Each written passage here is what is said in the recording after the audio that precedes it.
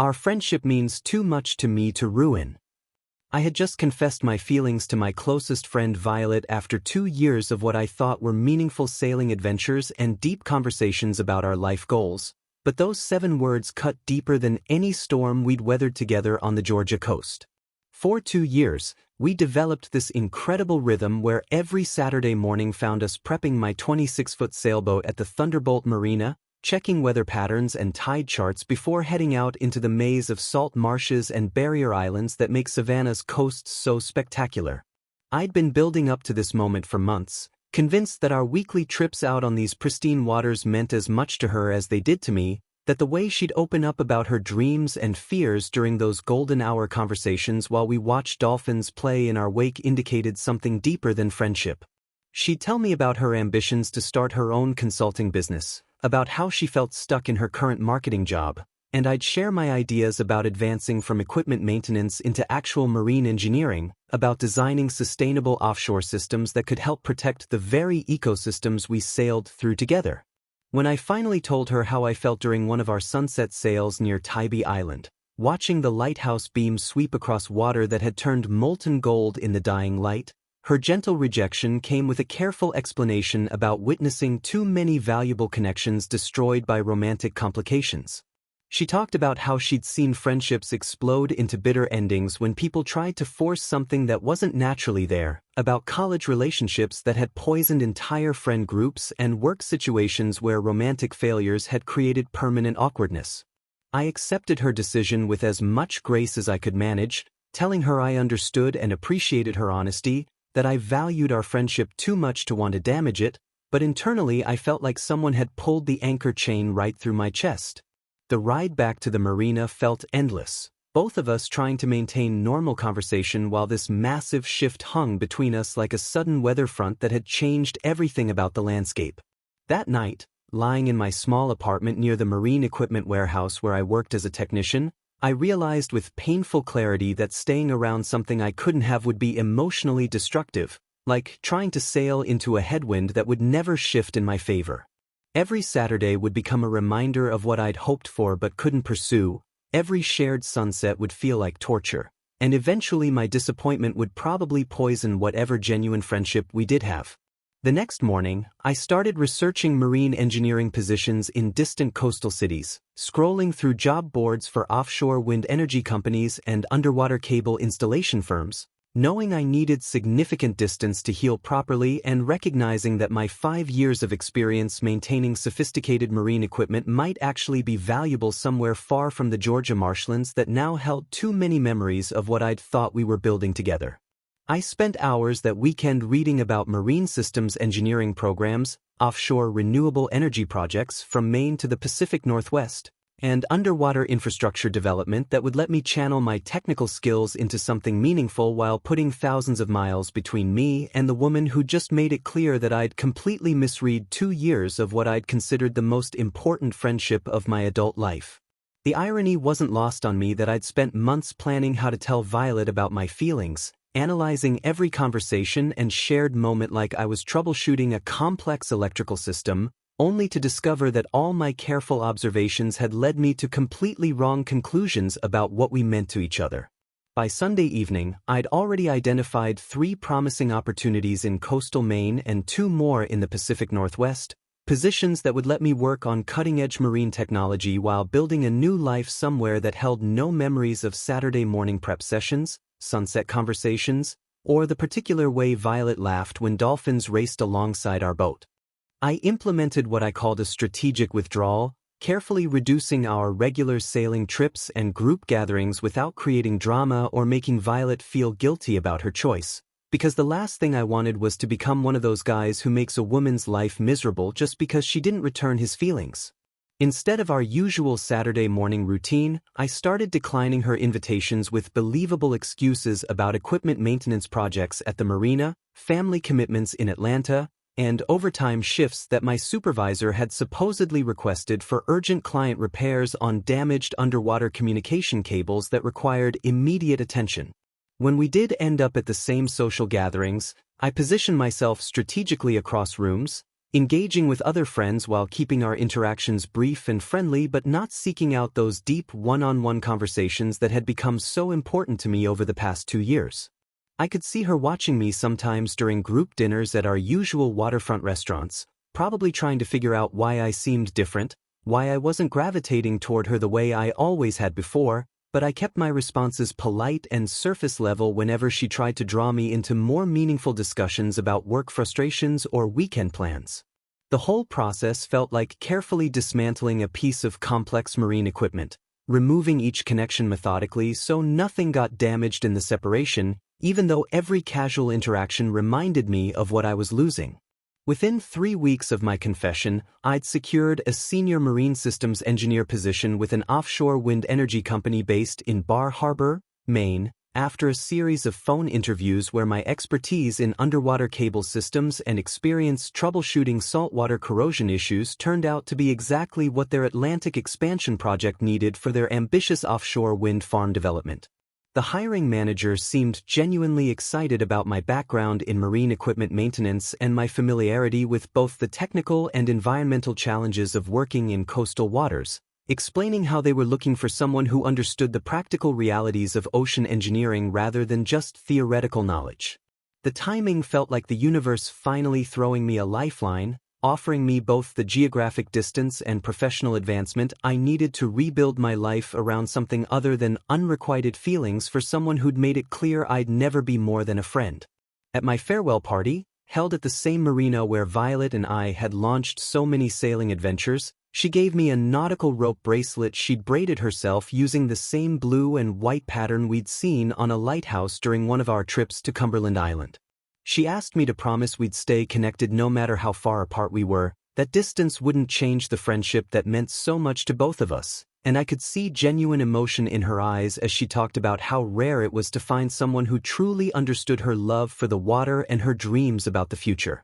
Even as I thanked her for the thoughtful gift and assured her we'd keep in touch, I knew this was probably our final meaningful conversation for years to come, because maintaining any kind of regular contact would just make it harder for me to move forward and build something new in Maine. The drive north to Bar Harbor 2 weeks later felt like crossing into a completely different world, leaving behind the humid subtropical climate and Spanish moss of coastal Georgia for the rocky shores and pine forests of northern New England, where the air smelled like salt and evergreens instead of marsh grass and magnolias. I spent my last night in Savannah packing up my apartment and carefully storing away everything that reminded me of our sailing adventures, from the navigation charts we'd marked together to the waterproof camera that had captured so many sunset photos during our weekend trips to the Barrier Islands. The nautical rope bracelet Violet had given me went into a small box along with other mementos from our friendship, things I couldn't bring myself to throw away but knew I needed to put out of sight while I figured out how to build a new identity that didn't revolve around someone who'd made it clear I was destined to remain just a friend.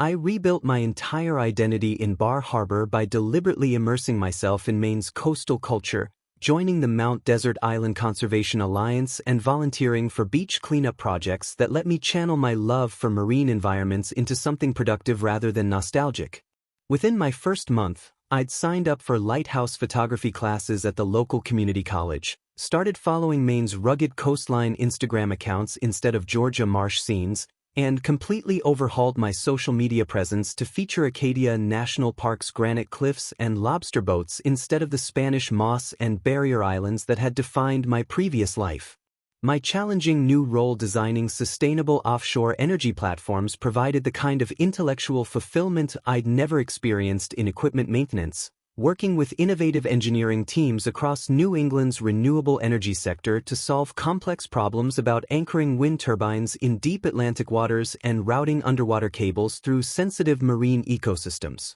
The work felt meaningful in ways that went far beyond just paying bills, like I was finally using my technical skills to build something that could help protect the ocean environments I'd always loved rather than just maintaining equipment for other people's projects. When Violet began texting me about her dating disappointments with a marketing manager who turned out to be married and workplace conflicts with a new supervisor who didn't appreciate her creative approach to client presentations, I responded with increasingly brief pleasantries that acknowledged her messages without providing the thoughtful analysis and emotional support she clearly expected from our previous dynamic. Her texts would arrive filled with detailed descriptions of her frustrations and obvious requests for the kind of deep conversation we used to have during our sailing trips, but I found myself replying with responses like, "That sounds stressful. Hope things improve," instead of the paragraph-long analyses of her situations that I would have provided just months earlier. 3 months into my main life, I met Sage at a marine conservation symposium held at the College of the Atlantic, where she was presenting research on protecting whale migration routes through offshore wind farm areas, and I was attending sessions about sustainable underwater cable installation techniques. Our first conversations centered around the challenge of designing energy infrastructure that could coexist with marine wildlife rather than disrupt it, and I found myself genuinely excited by someone whose professional passion aligned so perfectly with my own growing interest in environmental protection. Unlike the social conversations I'd grown accustomed to in Savannah, which often revolved around weekend plans and workplace drama, Sage talked about ocean acidification research, the migration patterns of endangered right whales, and innovative approaches to coral reef restoration with the kind of genuine enthusiasm that made me remember why I'd fallen in love with marine environments in the first place. Our relationship developed organically through shared beach cleanups along Mount Desert Island's rocky shores and underwater photography expeditions to document kelp forest recovery, building on mutual environmental passions and intellectual compatibility rather than the kind of emotional dependency that had characterized my friendship with Violet. Sage had this wonderful way of explaining complex oceanographic concepts that made me realize how much I'd been limiting my understanding of marine systems, talking about everything from thermohaline circulation to microplastic distribution patterns with the kind of scientific precision that challenged me to think more deeply about the environmental impact of the offshore energy projects I was designing. When we spent weekends kayaking through the maze of islands around Bar Harbor, our conversations would flow seamlessly from technical discussions about underwater cable routing to philosophical debates about humanity's relationship with ocean environments, creating the kind of intellectual intimacy I hadn't even known I was missing in my previous relationships. She approached environmental conservation with the same methodical passion I brought to marine engineering, and I found myself genuinely excited by someone who could discuss the ecological implications of wind turbine placement with the same enthusiasm that other people reserved for weekend entertainment. By winter, we were spending most evenings together at her cottage near the shore, where she'd show me her underwater photography from research dives while I explained the technical challenges of anchoring massive wind platforms in deep water without disturbing benthic communities. The contrast with my previous emotional patterns became crystal clear when I realized I could go entire days without thinking about Violet or wondering what she was doing in Savannah, because my life in Maine had become genuinely fulfilling in ways that had nothing to do with romantic validation or unrequited feelings. I discovered that building a relationship based on shared values and intellectual compatibility felt completely different from the intense but ultimately one-sided emotional investment I'd poured into my friendship with Violet, and for the first time in years I felt like I was building something sustainable rather than just hoping someone would eventually see me the way I saw them. My expertise in sustainable marine technology led to rapid promotions within the offshore wind company, advancing from senior engineer to project lead within 18 months as my designs for environmentally conscious underwater cable installations proved both cost-effective and ecologically sound, ultimately earning me opportunities to coordinate offshore wind projects from Nova Scotia's Bay of Fundy to the Outer Banks of North Carolina. The work took me to engineering conferences across the Northeast and Atlantic Canada, where I presented research on minimizing environmental impact during offshore construction and consulted with other renewable energy companies about integrating marine wildlife protection into their development plans. Meanwhile, according to our mutual friends back in Savannah, Violet's life had settled into a predictable cycle of failed relationships with men who either couldn't afford her lifestyle expectations or grew tired of her constant complaints about work, career stagnation at the same marketing firm where she'd been stuck in the same position for 3 years, and an increasingly obvious pattern of asking about my life and happiness whenever anyone mentioned my name in conversation. I heard through the grapevine that she'd started secretly monitoring my social media posts, particularly the weekend photos of kayaking expeditions through Maine's pristine island chains and professional conference presentations about sustainable marine engineering that I'd share on LinkedIn and Instagram. The contrast between our post-friendship trajectories became starkly apparent when I posted photos from a prestigious marine engineering summit in Copenhagen focused on North Sea wind farm development, while she simultaneously shared yet another disappointed social media post about spending another Friday evening at the same Savannah waterfront bars she'd been frequenting since college, surrounded by the same group of friends discussing the same local drama that had defined her social life for years. Sage found the whole situation more amusing than concerning, particularly when she noticed the pattern of anonymous Instagram story views that appeared whenever we posted photos from our conservation work or my professional achievements, pointing out with scientific curiosity how someone could simultaneously claim to value friendship while engaging in what was essentially digital stalking behavior. The irony wasn't lost on me that Violet had rejected the possibility of a romantic relationship because she wanted to preserve our friendship, yet seemed increasingly unable to accept that I'd built a genuinely fulfilling life without her involvement, as if my happiness somehow invalidated the choice she'd made or challenged her assumption that I'd remain emotionally available as a backup option indefinitely. Through our old friend Marcus, who still lived in Savannah and occasionally updated me on hometown news, I learned that Violet had developed an almost obsessive interest in my career progression and personal life, regularly asking detailed questions about my job responsibilities, living situation, and whether I was dating anyone seriously in Maine. Marcus found her behavior puzzling and slightly concerning, telling me that she'd bring up my name in conversations where it wasn't particularly relevant, asking whether he thought I seemed happy in my social media posts or if he'd heard anything about my romantic life through other mutual connections. The whole dynamic struck me as evidence that she'd never really processed the emotional complexity of rejecting someone who genuinely cared about her, instead assuming that our friendship could simply continue unchanged despite the fundamental shift in how I needed to protect my own emotional well-being. When I mentioned these updates to Sage during our evening walks along the Bar Harbor waterfront, she observed with her typical scientific detachment that Violet seemed to be experiencing what psychologists call cognitive dissonance, unable to reconcile her desire to maintain the emotional benefits of our friendship with the reality that I'd moved forward and built something better without her. The fact that I could discuss my former feelings for Violet with complete objectivity, analyzing her behavior patterns like any other interesting but ultimately irrelevant phenomenon, demonstrated how thoroughly I'd processed and moved beyond whatever romantic attachment had once felt so overwhelming back in Georgia.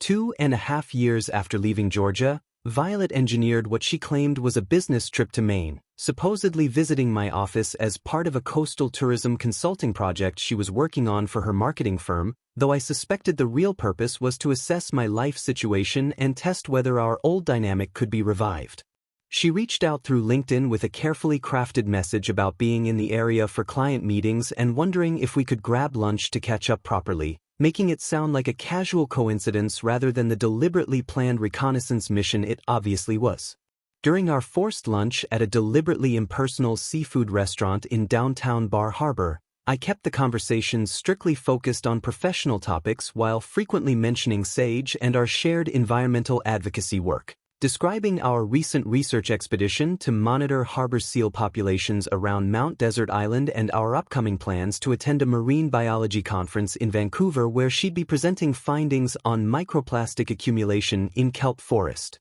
ecosystems.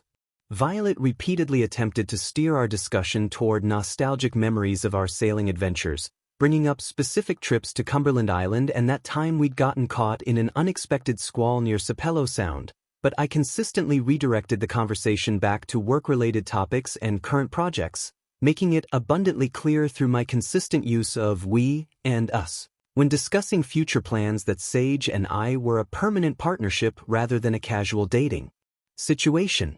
I could see her growing increasingly frustrated as her attempts to recreate our old intimacy fell flat against my professional politeness, particularly when I mentioned that Sage and I were collaborating on a research paper about integrating marine wildlife protection into offshore wind farm design that would likely lead to more conference presentations and consulting opportunities across New England.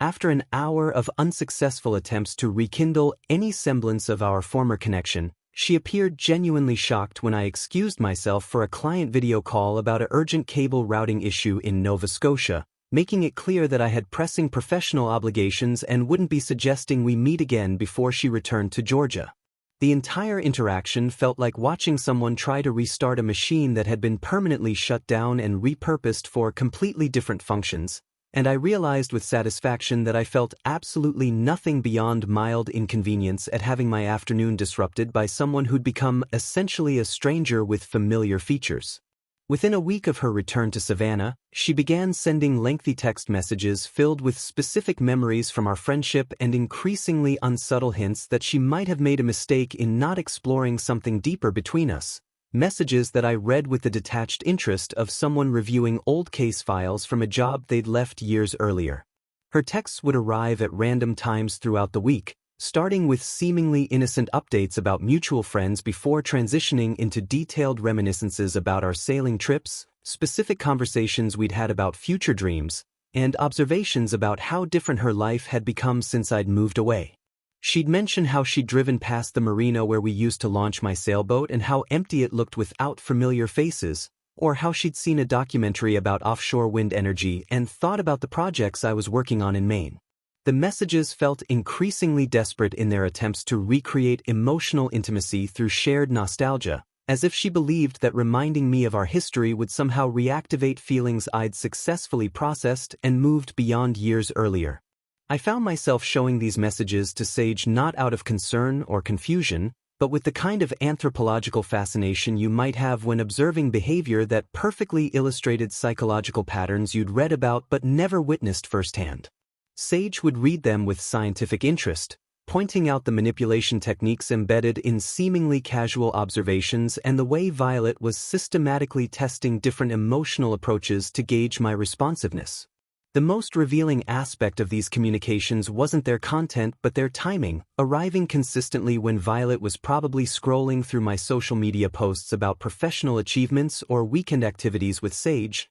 as if my visible happiness triggered an immediate need to reassert her presence in my life. When I mentioned this pattern to Sage during one of our evening kayaking sessions around the islands near Bar Harbor, she observed that Violet seemed to be experiencing a form of retroactive jealousy, not necessarily wanting me romantically but unable to accept that someone she'd categorized as a reliable emotional resource had successfully built a fulfilling life that didn't include her. The whole situation became a case study in how some people struggle to understand that friendship isn't ownership, that choosing to protect yourself from emotional unavailability doesn't make you vindictive or closed off, just self-aware enough to recognize when a dynamic has become unsustainable. The contrast between Violet's increasingly frantic attempts to reassert her presence in my life and the steady, comfortable rhythm Sage and I had developed made it crystal clear that I'd made the right choice in leaving Georgia when I did, rather than trying to maintain a friendship that would have slowly poisoned my ability to recognize and build healthy relationships with people who actually valued what I had to offer.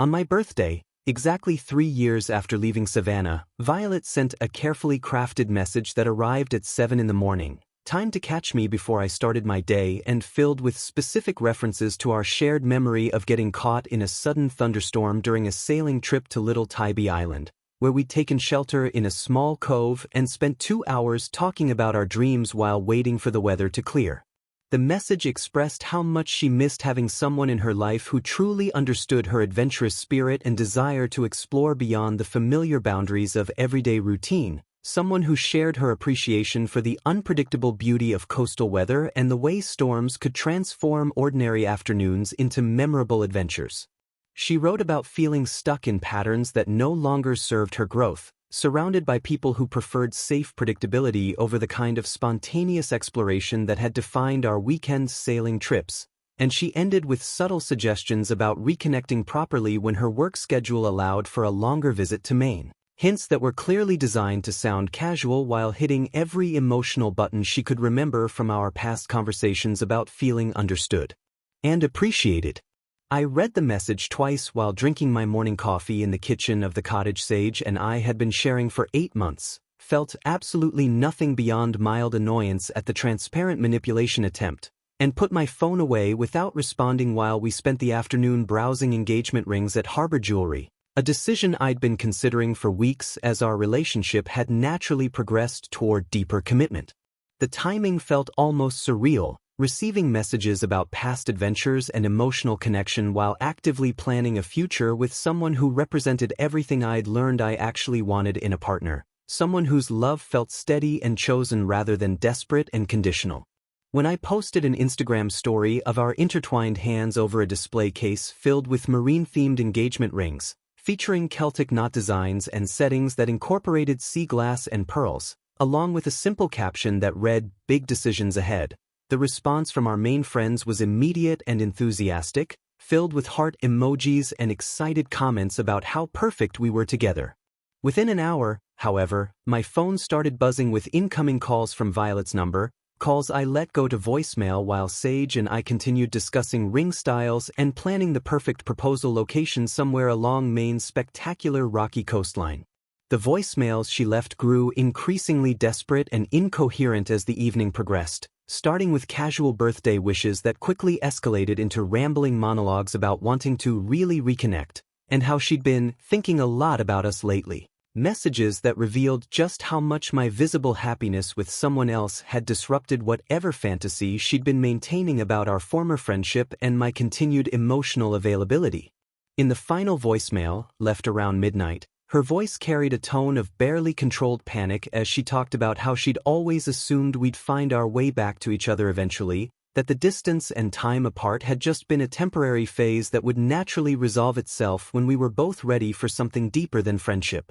She mentioned having dreams about our sailing adventures and waking up convinced that she'd made a terrible mistake 3 years earlier by not being brave enough to explore the romantic possibility between us, admitting that she'd rejected my feelings not because she didn't share them but because she'd been terrified of losing the emotional security our friendship provided. The confession felt both validating and completely irrelevant, confirmation that my instincts about our dynamic had been accurate but arriving far too late to matter in any meaningful way. I played the voicemails for Sage the next morning while we prepared breakfast together, and she listened with the same fascinated detachment she brought to studying marine ecosystem disruptions, observing that Violet's reaction perfectly illustrated how some people only recognize value when they perceive it's about to become unavailable to them. Sage pointed out that Violet had been comfortable with the status quo as long as she believed I remained emotionally accessible as a backup option, but my obvious commitment to building a future with someone else had shattered her assumption that she could maintain indefinite control over my emotional availability.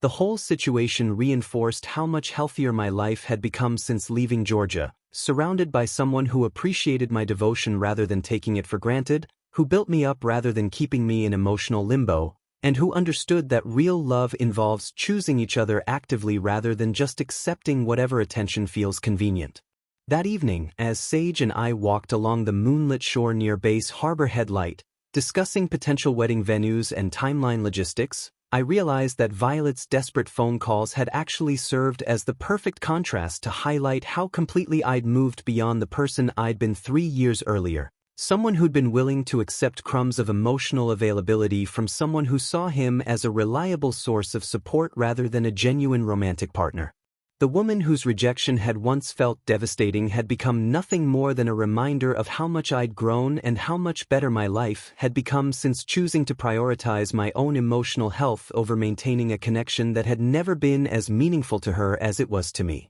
I blocked Violet's number completely the morning after her midnight voicemail marathon and spent that evening researching lighthouse venues along the Maine coast because I'd decided exactly how I wanted to propose to someone who never made me question my worth or wonder whether my feelings were reciprocated. The decision felt like the final step in a process that had started 3 years earlier when I'd recognized that staying emotionally available to someone who couldn't offer the same in return was slowly poisoning my ability to recognize genuine compatibility when it appeared in my life. 6 weeks later, during a perfect November sunset at Portland Head Light, with the iconic white tower glowing in the golden hour light and waves crashing dramatically against the rocky shoreline below, I proposed to Sage as harbor seals played in the surf and a pair of cormorants perched on the granite ledges nearby. Her immediate acceptance came through tears of pure joy rather than surprise or obligation, telling me she'd been hoping I would ask and had been planning her own speech about wanting to build a life together focused on environmental conservation and the kind of intellectual partnership that made both of us better at the work we loved.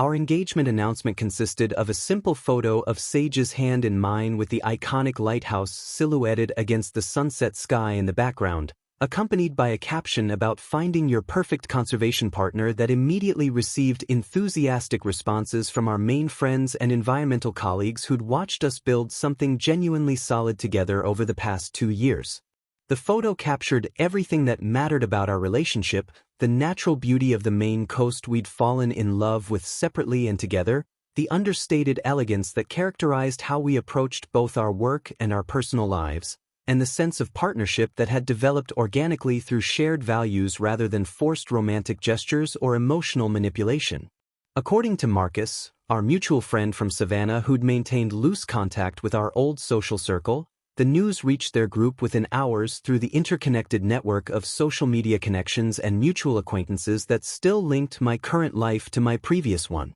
He told me later that Violet had apparently created multiple fake social media accounts to analyze every detail of our engagement announcement since she'd been blocked from my actual profiles, spending what he described as an embarrassing amount of time trying to decode the meaning behind our choice of lighthouse location, the style of ring I'd chosen, and the wording of our caption about conservation partnership. The whole scenario struck me as both pathetic and fascinating, evidence of someone who'd convinced herself that she still deserved access to information about my life despite having made it clear years earlier that she had no interest in anything beyond friendship, and who couldn't accept that I'd successfully built exactly the kind of meaningful relationship she'd claimed to value but had never been willing to risk pursuing with me. Marcus mentioned that when he'd congratulated me on the engagement during one of our occasional phone calls, Violet had apparently overheard part of the conversation from across the restaurant where they'd been having dinner with mutual friends, and had spent the remainder of the evening asking increasingly desperate questions about whether he thought I seemed genuinely happy or if my relationship with Sage looked like something that would last long-term.